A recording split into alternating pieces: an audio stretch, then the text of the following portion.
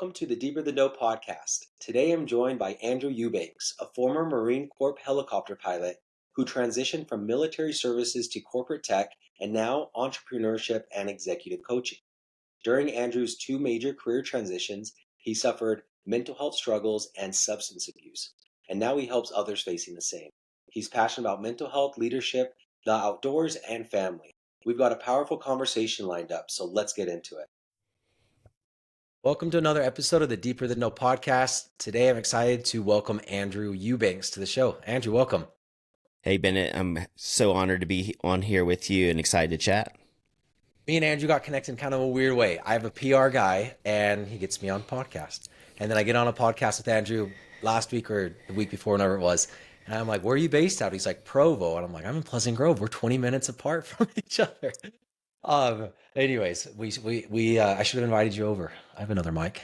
We'll have to link up another time. But Andrew, can we start with just a quick background, a minute or two of who you are, what you're doing? Yeah, the quick, 90-second bio for myself is I grew up on a farm in Arkansas, and then went to the Naval Academy in Annapolis, Maryland for college. I played rugby there for 4 years. After that, commissioned into the Marine Corps. I flew CH-53 helicopters, so giant transport helicopters for the Marine Corps for 11 plus years. I transitioned off of active duty last summer and moved to Utah, where my wife is from. And so my wife loves her family. She has family here. I love the mountains. And so here we are. In Utah, I worked in tech for a while, and then it wasn't really my jam.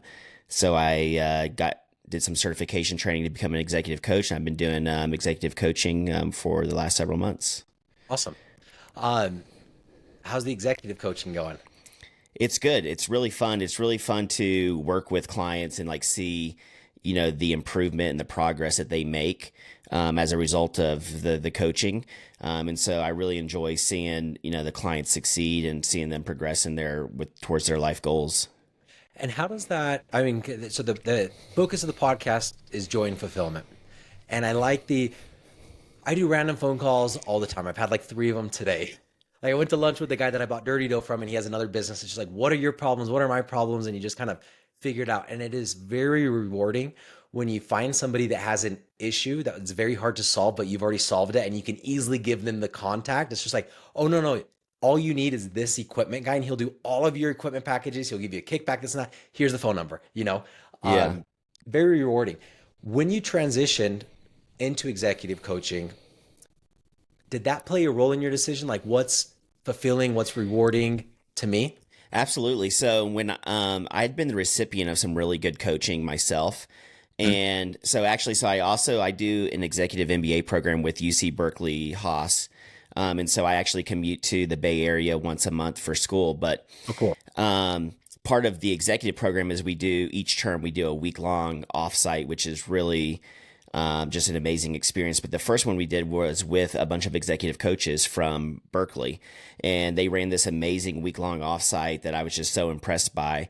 And the head coach, who is the founder of the Berkeley Executive Coaching Institute, his name's Dr. Mark Rittenberg. He was like, Andrew, you'd be a really good coach. You should come train with us at the Institute.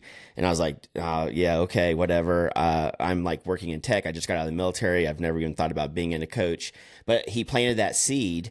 And as I received coaching later on, I hired some coaches to work with me on some things, some mindset and mental health aspects. And I just saw the value in it for myself. And I thought, you know what? I think I've been mentoring and coaching people in the Marine Corps for a long time. I think I could do this, and I really love serving and helping other people. And so I think it's a natural fit, and so I went for it. I like that a lot. And so tech, what were you doing in tech? So I was doing consulting, so account management for public sector accounts.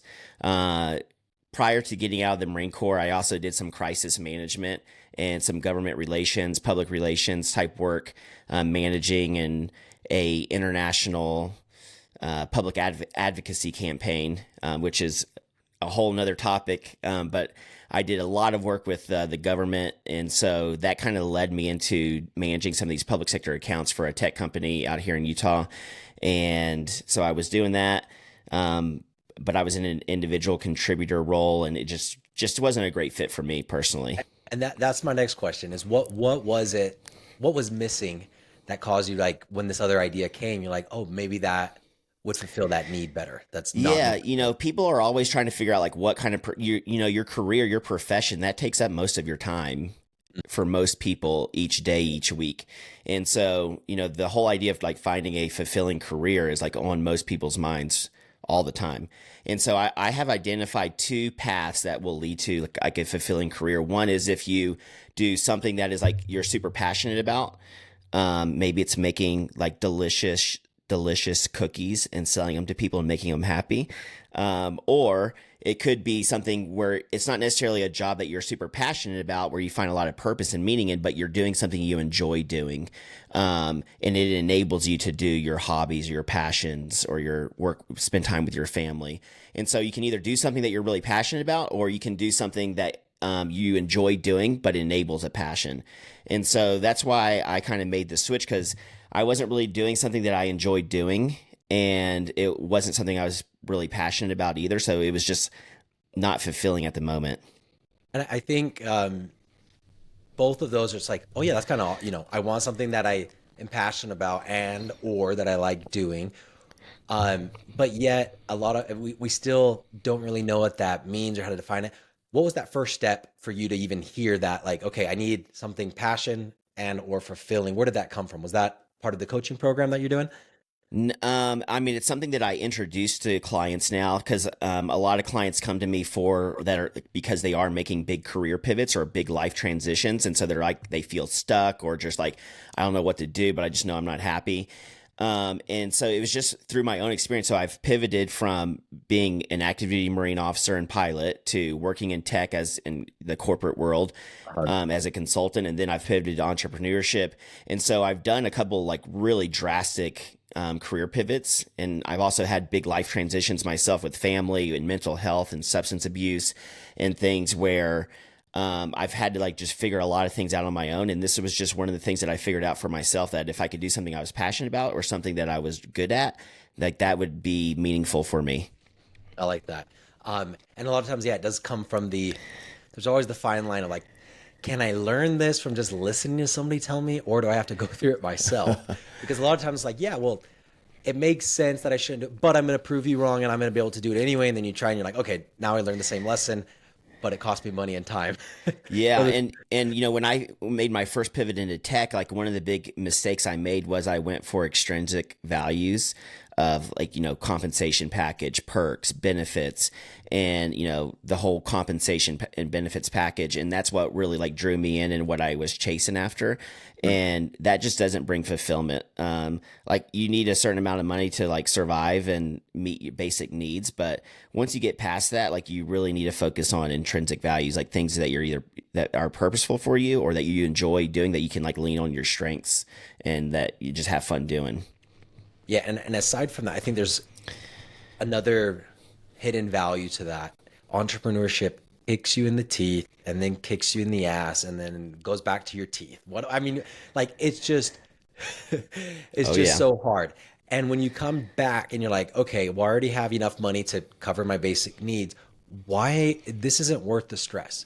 But if you are attaching it to something greater and you know what that like, no, this is my life path and I've chose this because I like doing it every day. So even with the stress, I could remind myself. So for me, it was a business coach that I had part of a mastermind group. And he's like, "Okay, what's your mission statement?" And I'm like, "What are you talking about? Like company mission statement, personal mission statement?" Because the answer is I don't have one. And then so we focused on the personal mission statement, and I narrowed it down to joy and fulfillment. And that was because I had already achieved a goal that I achieved, which was like I wanted $1 million net worth, whatever, before 30, because all your problems go away. Turns out that's not true. So now it's okay, what am I after? Well, I'm after joy and I'm after fulfillment. Hmm. And then it's okay, now how do I take this and now what do I do with my business? What's my business mission statement? He's like, you idiot. It's the same thing. You know, like your business is an extension of you to achieve what you want to achieve. And I'm like, okay, that makes sense. And all it took was a freaking coach to walk me through it. And I was very hesitant on coaches before that because of my stupid mind, it was like, okay, well, my business is doing more revenue than your business. So like, how are you going to coach me? It has nothing to do with that, you know? And you can relate to athletes. It's like, okay, well, coaching and doing is a different skill. And even if you know how to do something, a lot of coaching is accountability and just somebody holding. Anyways, for me, it was huge, and getting that mission statement and then applying it to the company. And then when I'm dying from all the stress, then I'm like, okay, if I waved a magic wand, what would I be doing? I'd be trying to spread joy and fulfillment now as much as possible. And how would I be doing that? I'd be focusing on mental health and mindset and empowering others through entrepreneurship, through a low cost way to enter into entrepreneurship through this franchise. I'm like, oh wait, I'm already doing that. Yeah, And that's repeating amazing. that cycle daily was very helpful to keep me going. So anyways, very, very, very valuable. On the skill set, you talked about rugby. I played a little rugby here, and it was actually the Stallions out of Provo. It was a Woo. club team in high school, and I loved it. Rugby was great.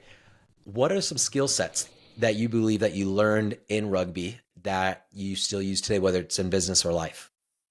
Yeah, from rugby. And so I grew up playing football and baseball and sports, and then in high school focused on football, and then in college I was uh I was too small for my speed and too slow for my size. And so football wasn't going to happen. And so I really missed being on a team. My whole life, I've always been on a team and competed in as on a team, not individually. And so I really missed being on a team. And so I found rugby, and Navy actually has a really good rugby team and a good program. And so it was just a great fit for me to join the team there. But one of the things is like in rugby, like there's no one player can do it all. Like you need other people. It's also like the other thing that I learned is just like in sports in general, but especially in football and rugby, is like you get bruised and beat up, sometimes bad, Yeah. and it can hurt. But there's other people there with you. And if you have other people there with you to, kind of endure that, it's a lot easier. And you also you endure it for those people around you. And whether that's like in entrepreneurship, whether it's like the bruising that you get every day, like you talked about getting kicked in the teeth, you're doing it for your family, for your colleagues, for the people that you're employing. You absorb those punches and you get up and keep going. And it doesn't really matter how much you get knocked down.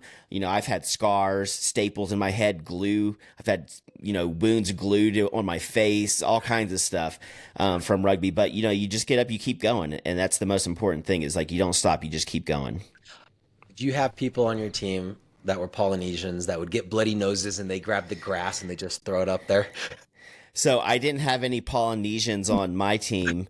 Um, Oddly enough, my wife is Polynesian though, and so I'm Okay. sure she has seen people do that all the time, but I Always haven't. it's like, oh, Lou got a bloody nose and he's just like picking grass and stuff in it. Let's go. Yeah, I loved it, but just it rub does some teach dirt you on that. it. Because it is like, okay, you're hurt, you're stressed, you have anxiety, whatever, but can you keep going? And if you do keep going, is that going to enhance your mood?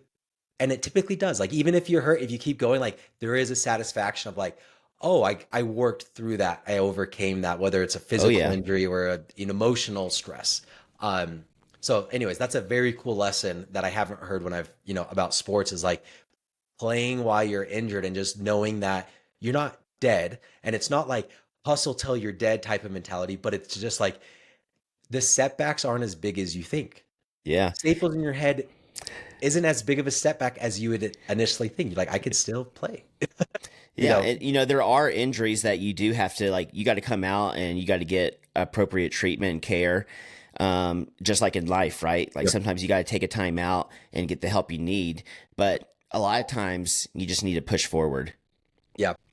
Taking the time out, that's something that I've been focusing on maybe for 4 months. And like right before this, I'm the guy that I bought Dirty Dough from. He runs another franchise now, Indie Clover. They have 15 locations or something that they popped up in the last 18 months. Doing really well on that. Anyways, he's asking like, how have you been handling stress and all of that? And I'm like, about 4 or 5 months ago, I just said, okay, I've proven that if I focus on solar, I'm really good at it. If I focus on therapy, I'm really good at it. If I focus on like whatever I focus on, I'm going to solve it. So now my focus is on how do I elevate my mood and my energy? And I'm going to put most of my energy into that to sharpen the saw. And it's made the world of difference. Like I know what supplements to take depending on how I'm feeling and when I should use the ice bath versus the sauna versus the red light therapy versus the vagus nerve stimulant. And it's like, I just dove into it because I'm like, there's a million options and I'm not even exploring them because I'm so busy with work. And I told myself if I just kept working, they'll go away. It never happened. It never has happened my whole life. So shifting that focus and like working on yourself first and specifically mindset, mood, and energy, and then everything else kind of follows along, right? You could Yeah. operate better in everything. What was the precursor for you to start focusing on mental health and I guess mindset, sharpening the saw? Yeah, when I was getting out of the Marine Corps, I was focused on, okay, where am I going to I was living outside of Washington, D.C., and I was like, okay, where are we going to move? Like, what is my job going to be? I was like trying to go through this whole process of getting out of the military. I was also running this like very high pressure, high stress public advocacy campaign where I'm like literally on the phone with the White House every other week, working with Congress, doing a lot of things. And so it was super stressful. And my wife was pregnant with our fourth child, and yeah, I just stress built, and I just had this huge like mental collapse of just like spiraled hard with depression, anxiety, stress, panic attacks, and then all of that led to self-medicating with alcohol. And then then that turned into a substance abuse problem. So now I have that on top of the mental health challenges. And all of that was just like, man, what am I doing? That was just this huge wake up call that I'd never had mental health challenges in my life. Always been super healthy mentally and physically. And so it was just like, I got to get better. Like I have to I'm either going to die or I'm going to get better. And so, thankfully for myself and my family, I chose to get better. Yeah. And that included taking a lot of hard steps. What was the first step for you? The first step was just trying to go get help. The challenge with that was when I first went to go get help inside, I started doing all the things that I would like tell other people to do if they were in that situation, like, exercise, be healthy, like for your body, because your body and your mind are so connected. Like there's really no difference. And so, I had like a personal trainer. I started doing therapy. I went and talked to the doctor. They put me on like some medication. But the challenge was like initially I was put on like some bad mental health meds, not bad as in like they weren't like legit. They're like, They didn't work for your brain. They didn't work for me, and they made things worse. So like, instead of like getting better, I got worse. And that was really hard. Then I tried a different mental health, like a different antidepressant, and that made things worse. Until I originally finally figured out that one, like those meds weren't working for me. I needed to like get a different plan with my doctor, or just come off meds completely, which I did at that time. And so that was really helpful. And then 4 months ago, I went to rehab. I did a 30-day detox, just like removed myself from the opportunity to drink, and have been sober since. So coming up on 4 months next week, actually.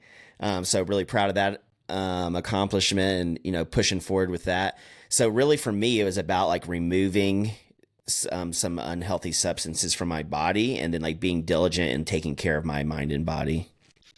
I like that a lot. Especially like I need the 30 days. What a freaking smart idea, to really put yourself first. Cause otherwise it's like, I'm putting myself first, but I'm not, right? Cause I'm not willing to take 30 days to fix that. You mentioned medication. Did you have a stigma around taking medication? Was that hard?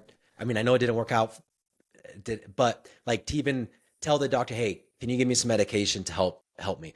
Was there any blocks for that? Yeah, I had, because I had always been like mentally and physically healthy, like going to the doctor and getting medication was not something that I was really comfortable doing at all. I wasn't even comfortable like signing up for therapy. And it's just like in the military, like I grew up on a farm in Arkansas. I've played like these male dominated sports my entire life. I was in the military. There's just huge stigma around getting help, especially because I think men, especially men, and then also you had in the military and sports and stuff, just don't talk about that kind of stuff. So like the idea that that mental health medications might not even be good for me, like that wasn't even something I even knew about then. Yeah. But like going and getting help was definitely challenging, but I was just like starting to go down such a bad spiral. I just knew I needed to do something. So I just knew the few things I knew that I could do.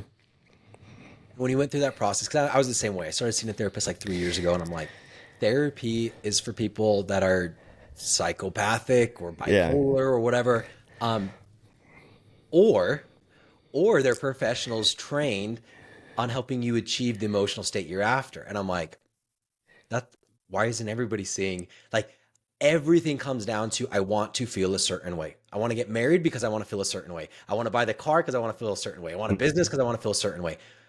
Well, don't build the business and hope it makes you feel the certain way. Identify what you want to feel and go talk with a freaking trained professional.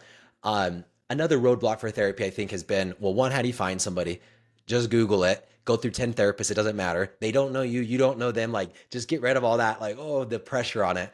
And then two is price. And I do Select Health. I don't have a freaking copay. So that's my pitch for therapy if anybody's not doing the therapy. And then on the medication, talk to me about if you had type 1 diabetes and your pancreas doesn't secrete insulin, would there be any hesitation to not take insulin for your body to feel better? No.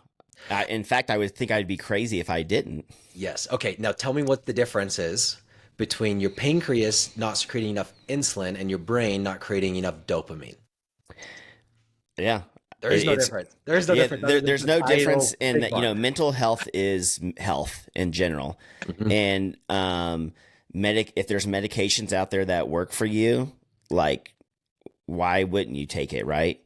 I think like the challenge for me, which I actually found out later, was that I did over the summer, was you can do like a DNA test. Predisposition to and it'll tell you like which mental health medications are like green, yellow, and red for you, like good, okay, moderate, maybe some side effects, and then like bad, right? And it turns out like 2 of the antidepressants I had tried were actually like on the yellow column for me, which if I had known beforehand, that would have been super helpful. But that's just another thing. Like if people are wondering like, oh, is this medication good for me? Will it work for my body? You can literally it only costs a couple $100. You can do a test and they'll send you a full report. What is it called? I'll tell you in 1 second. Let me pull it up and I'll tell you what it's called. I'm interested in looking at that.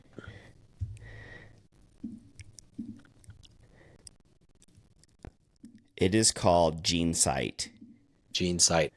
GeneSight. All right, I need to add that to my to-do list.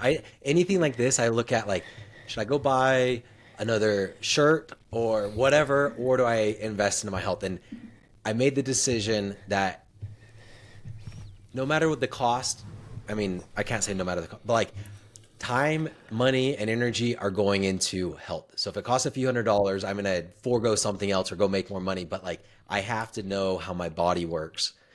And yeah, your mind's part of your body, just like your pancreas is part of your body. For whatever reason, we want to separate them and say there's mental health and physical health, but it's like, no, mental health is just a subcategory under physical health because it is all physical. There's nothing in your brain that works that's not physical.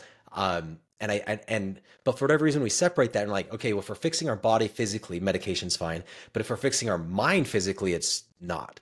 I do think society's, we're coming over the hump on that. And I'm also not saying go take a ton of medication because there's a lot of medications they're addictive or dependency, but at least freaking explore and see what's out there. Yeah, talk to a doctor, like go and have like good conversations and be honest with like what you're experiencing. I feel like a lot of people, like even for myself at the beginning, when I first started to go get on medication, I didn't want to be like completely honest with how I felt and like the depression or the anxiety or the panic attacks. And I felt embarrassed. And later on, now I think about it like how silly that was. Like, why should I be embarrassed? Like, I'm not going to apologize for being human. Yeah. And what could you have done differently in your life to not have felt that way? Tell me anything physically possible in the universe that you could have done differently. I believe you couldn't have. Like, Yeah, it's not like I like raised my hand and said, "Hey, I want mental health struggles," or like, "Hey, I want high cholesterol or a broken leg or whatever." You don't ask for like these injuries or diseases or anything. It just happens in life, right? It's just part of the experience, and so there should be no shame in like going and talking to your doctor or multiple doctors about it. Yeah, I mean, analyzing it, and this goes for just shame, not shame around mental health, but just shame. It comes from like oh man, I feel bad because I should have been better. I should have done something differently. Yeah, But if you analyze how your mind works, how consciousness works, you could thoughts just pop up in your mind, and that's it. And then those thoughts mixed with your hormones, um, and your desires and your wants, which are typically based off of more hormones and society and environment. But it's like the fact that you get to a point that you drink a lot of alcohol, like rewind the universe and it would have happened a million times. So there's no need to carry shame on any of that because like it had to happen in the same way that fall turns to winter every year. Like it just happened because that's the direction of everything going. And anyways, for me, that's a really good tool for shame, embarrassment, anything going back to quickly dismiss that and say like, in a literal sense, if I was given every single situation again, I would have chosen the exact same things every time because my thought patterns would be the same. My wants, desires, values, and hormones would be the same. And therefore, I am who I am for nothing else other than that's the hand that I was dealt. And it's a very freeing mindset for me. And it's very Eastern philosophy. Um, yeah. but it's been great. Yeah, I love it. Going back to the sports a little bit is like, I think, there's so much shame also in entrepreneurship where people, there's so much failure Mhm. in starting businesses, investing in businesses. And I think about, a baseball player, a batter, if they hit the ball a third of the time, they're considered like one of the best batters Yeah. and hitters of all time, right? Or you look at like Tom Brady, he went to 10 Super Bowls. He also lost 3 of them. It's like perfection and like winning every single time, just that's not real. But life, like you said, like those seasons in our life, it's a progression of learning. Yeah. I heard, we're always trying to win and we're trying to win more than we lose. But it's like, well, just look at the odds. That's not going to happen because every time you win, you're beating somebody else. So, anyways, I heard Jordan Peterson talk about winning. And he's like, if you're always after winning and you're too competitive and not fun to play with, then you don't even get invited to to the game. You know you're winning if you're invited to play. And I'm like, ooh, that's a cool definition of winning. If you're just playing the game, you're winning because you're a likable person and you're having fun rather than like, oh, I need a win.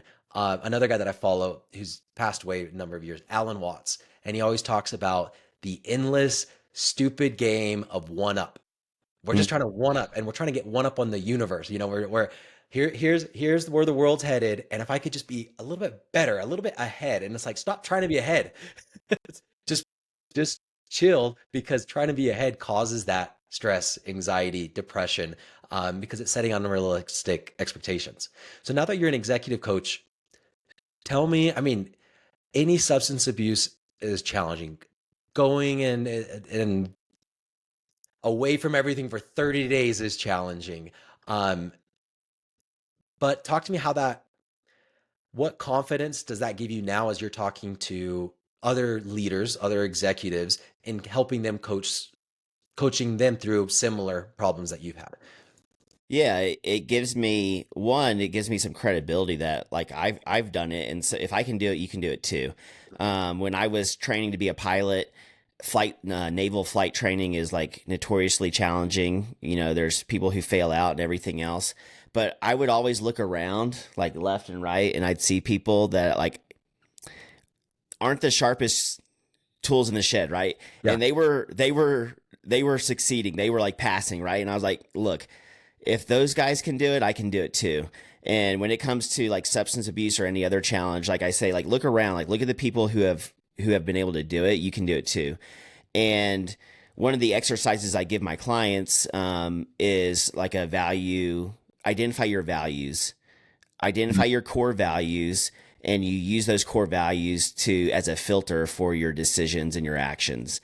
And so for me, putting my family and my health and just like living a good life above like my desire for substances, for drinking, that's in accordance with my values.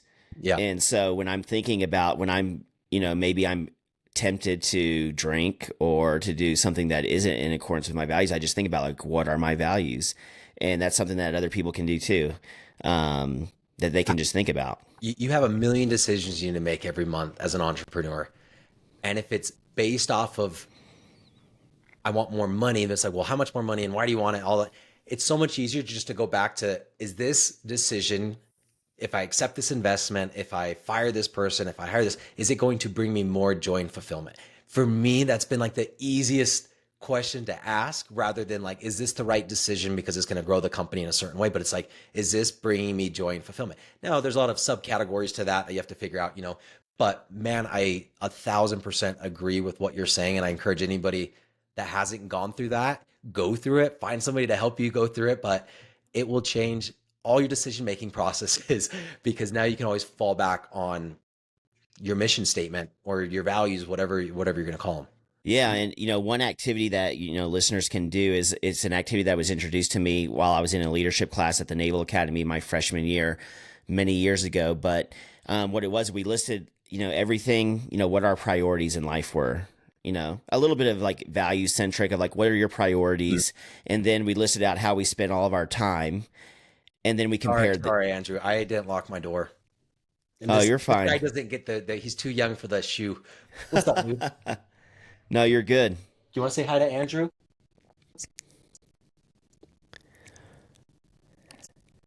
Go ahead. No worries. I apologize. That's happened 2 times out of 80. That was the second time. No, dude, nothing to apologize for, man. Do you remember kids where are you're great. at Yeah. I'll hop in real quick. So one of the things that the listeners can do to find more joy and fulfillment and remove a lot of anxiety and stress in their life and live a more aligned life is this exercise that I learned my freshman year in a leadership class at the Naval Academy. And it's something I teach and do with my clients as well now. But you make a list of what are your priorities. Once you identify your core values, okay, that you have that. Now, what are your priorities in life? 3, 4, 5 priorities. And you could do the same thing as an entrepreneur for your business. Now, on the other side of the column, like list, how do you spend your time? And now you compare the two. Like, is the way I'm living my life, like with my time, does it mirror up with my priorities? And when I was a freshman in college, I realized like my priorities did not align with how I spent my time. And I redid this exercise myself the other day and realized like there was misalignment on a few things. And so now I'm making changes to realign like my time and energy and resources to align with my priorities, because that's where my joy and fulfillment come from. And when we don't live in alignment with our priorities and our values, that's when we experience like the stress and the anxiety because we're not living the way we want to. And how do you live the way you want to if you don't even know how you want to live? Which is, I'm going to make this up and you tell me. I would say 90+% of the population has never done that, doesn't know the values. They don't know honesty, integrity, but they don't have it set. Like, these are the values. This is how I make decisions in this order. And then how am I going to evaluate 90% or more of the population, I would say, is in that category. What are your thoughts? I would say probably like 99%. Yeah. Okay, yeah. I was being way too, 99. 95% of entrepreneurs, 99% of the general population. Yeah. But like you said, you can't make changes if you don't know. And I always tell people self-awareness is the birthplace of positive change. And I'll say that again, self-awareness is the birthplace of positive change. You can't change or improve or grow if you don't have self-awareness of where you're at right now. I love that. That's where we're ending, man, because I can't say anything after that one. I just can't agree more with that. Andrew, how do our listeners connect with you? So they can find me on LinkedIn or Instagram, and I'm sure your team will include the links in the show notes. And then also on LinkedIn, they can book a consultation with me if they're interested. There's a link just under my name on my bio on LinkedIn. And so, or they can just shoot me a DM on Instagram or we'll throw it in that. LinkedIn. We'll throw that in the bio too. So cool. Sounds Andrew, good. I really appreciate your time. Thank you for your honesty, your openness, your vulnerability, and congrats on everything you're doing. Awesome. Thanks, Bennett. Appreciate it.